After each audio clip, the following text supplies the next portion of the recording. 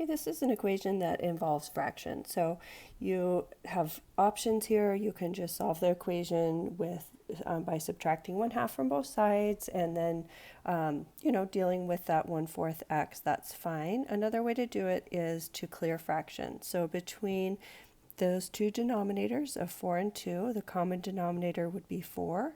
So I'm just going to multiply everything by 4. So I've got 4 times 1/2, and then 4 times that -3.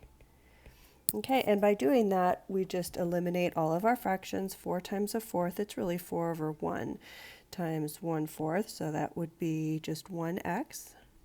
4/1 times 1/2, that is 4/2, which is just simplifies to 2. And then this is -12. And then we can just go through and solve that. Okay, so that's our clearing fractions method.